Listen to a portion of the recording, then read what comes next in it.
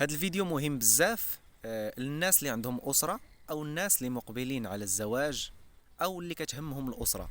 السؤال في هذا الفيديو هو علاش الرأسماليين، يعني الرأسماليين أصحاب الفلوس في العالم، الأغنياء اللي كيستثمروا في المشاريع واللي هما اللي كيتحكموا في هذا العالم بالفلوس ديالهم، علاش ماشي في مصلحتهم أن الأسرة تبقى مجموعة؟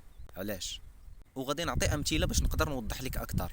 مثلا عندنا أسرة مكونة من 5 ديال الأشخاص، فإلا خلينا هاد 5 ديال الأشخاص مجموعين فغادي يخصهم غير دار وحدة فاش يسكنوا، لكن إلا فرقناهم غادي يخصهم 5 ديور فاش يسكنوا. إلا خلينا هاد الأسرة المكونة من 5 ديال الأشخاص مجموعين غادي يخصهم مثلا غير طوموبيل وحدة فاش يركبوا، لكن إلا فرقناهم غادي يخصهم 5 ديال الطوموبيلات.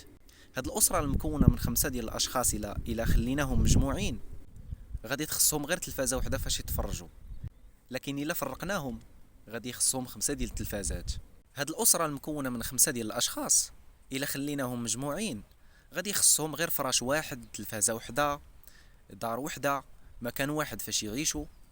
أما إلا فرقناهم كل واحد غادي تولي خاصه دار ديالو، تلفازة ديالو، فراش ديالو، طوموبيلة ديالو، ماكلة ديالو بوحدو.